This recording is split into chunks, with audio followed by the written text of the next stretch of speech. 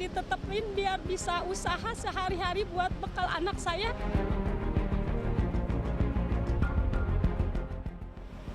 Kawasan Cicadas ini menjadi salah satu titik penertiban PKL yang dilakukan oleh pemerintah.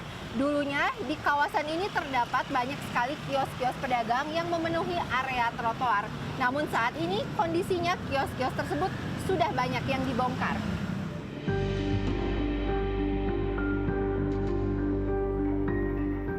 Pembongkaran kios maupun lapak jualan menyisakan kekhawatiran pada sejumlah pedagang yang terdampak. Lebih dari 20 tahun, perempuan berusia 43 tahun ini berjualan aksesoris telepon genggam di kawasan Cicadas untuk menghidupi kelima anaknya. Ia mengaku bingung jika tidak diperbolehkan berjualan lagi karena akan kehilangan sumber penghasilan untuk hidup sehari-hari. Satu, nggak bisa usaha ya, ngurus anak 5 tanpa suami saya meninggal. Gitu doang, dampaknya saya susah usaha buat nyekolahin anak saya 5 gitu. Kemarin tadi sempat nggak jualan dulu pas habis dibongkar atau gimana? Saya nekat minta izin ke toko, mau jualan di depan toko, Pak izin, boleh sok aja gitu. Ke toko, tapi ke toko saya izinnya. Sok wae Cina buat bekal barudak gitu, buat bekal anak-anak gitu doang. Aku izinnya ke toko, alhamdulillah tapi diizinin sama toko. Meski mengaku pasrah atas kebijakan pemerintah, Ita berharap dirinya masih bisa berjualan, mengingat ini merupakan satu-satunya mata pencahariannya.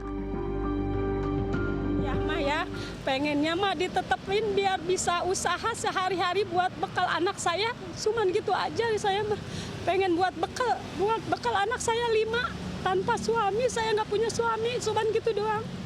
Sehari-hari saya bisa makan di sini, bisa anak saya sekolah di sini. Dari sehari-hari dari jualan aksesoris HP gitu. Mau dapat 50, mau dapat 30, alhamdulillah gitu. Saya dicukup-cukupin.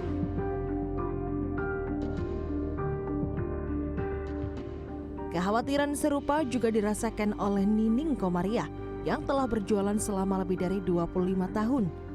Setelah kiosnya dibongkar, ia sempat tidak berjualan selama 2 minggu. Namun desakan kebutuhan ekonomi membuatnya terpaksa kembali berjualan di pinggir jalan dengan menggunakan gerobak dagangan. Udah nggak buat makan gimana? Buat makan dari mana? Penggantian belum ada. Ya kalau pengen mah tetap jualan gitu. Kalau nggak ada tempat ya pengen tempat lagi, ya pengen jualan lagi. Kalau yang nggak ada ya kompensasi. Maunya gitu ya, Bu.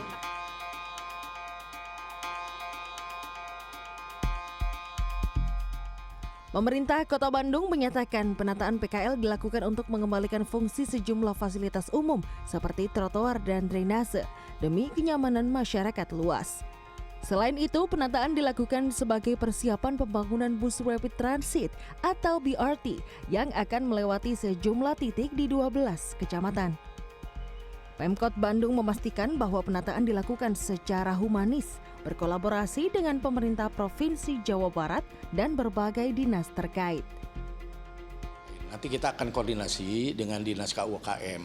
Kira-kira tempat-tempat mana yang bisa diperbolehkan atau zona aman yang mana yang merupakan yang bisa dijadikan tempat untuk berjualan.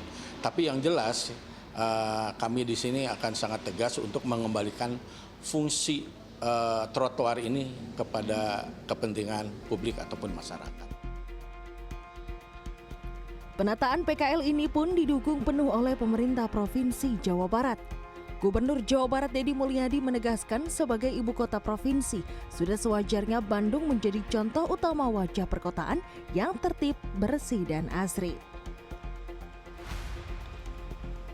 Ya kalau Bandung ingin menjadi kota yang kembali seperti dulu, disebutnya berhiber dulu, ya harus bersih jalannya, bersih trotoarnya, bersih drainasenya, turun kabel yang semerawutnya. Itu kan target yang saya tetapkan.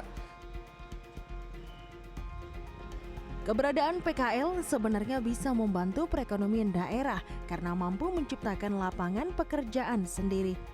Namun di sisi lain, keberadaan PKL juga berpotensi mengganggu ketertiban. Menurutnya, pemerintah seharusnya bisa merangkul dan memberdayakan para PKL ini, sehingga keberadaan mereka bisa memberikan kontribusi pada daerah. Bahwa hak itu juga harus ada kewajiban, ya. Apa kewajibannya? Pasti kan menjaga kebersihan lingkungan, ya, menjaga ketertiban, ya. Jangan sampai hak dia melanggar hak-hak warga negara yang lain. Salah satu solusi yang bisa dilakukan ialah dengan menyiapkan lokasi dan waktu khusus untuk berjualan agar keberadaan PKL bisa terpusat dan bisa dikembangkan menjadi daya tarik wisata di Kota Kembang.